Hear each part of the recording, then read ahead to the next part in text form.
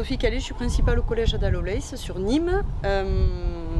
J'ai eu écho de ce DU éloquence oratoire sur le début d'année, et comme on va dire que dans mon métier je suis amenée à prendre énormément la parole, pour ne pas dire tous les jours, avec différents interlocuteurs, j'ai trouvé que c'était intéressant parce que j'étais pas forcément très à l'aise à ce sujet. Donc l'idée c'était de gérer davantage le stress et puis de pouvoir être pertinente à n'importe quelle occasion, à n'importe quel moment, face à différents interlocuteurs. Slanova, infographiste 3D de formation, aussi dans les métiers de la formation au sens large.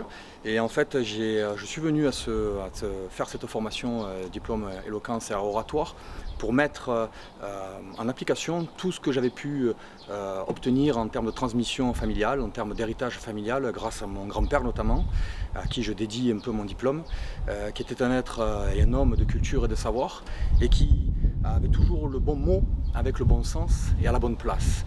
Et forcément, j'ai voulu moi aussi transmettre, ou du moins acquérir une part de cet héritage-là, et donc il semblait naturel que je puisse venir placer mes pensées, mes dires, et aussi apprendre à pouvoir me positionner, à prendre une posture par rapport à un public que j'ai pu avoir et que je continuerai à avoir, et prendre de l'assurance grâce à cette formation. Lisa Abaïd, je suis la co-directrice du DU éloquence et art oratoire, juriste en collectivité et militante dans des associations.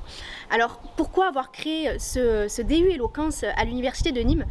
Tout simplement parce que avant de créer ce DU, moi-même j'ai été étudiante dans cette même université où j'ai pu faire divers concours d'éloquence qui m'ont énormément apporté dans la vie.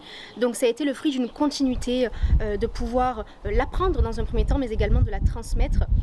Si je peux dire quelque chose, moi en tout cas ce que l'éloquence m'a apporté dans la vie en tant que femme, en tant que jeune, en tant qu'étudiante et aujourd'hui, c'est que ça libère l'éloquence, ça libère, c'est salvateur. L'éloquence permet aussi une meilleure communication dans notre société actuelle, et que ce soit pour un étudiant, que ce soit pour un lycéen ou même un professionnel, parce que c'est un DU également ouvert aux professionnels, c'est une discipline qui touche à tous, tout corps de métier, tout âge confondu, et c'est une discipline, et je mettrai le maître mot dessus, qui est fédératrice. Bartolotti, maître de conférence en histoire du droit et co-directeur du DU art oratoire et rhétorique.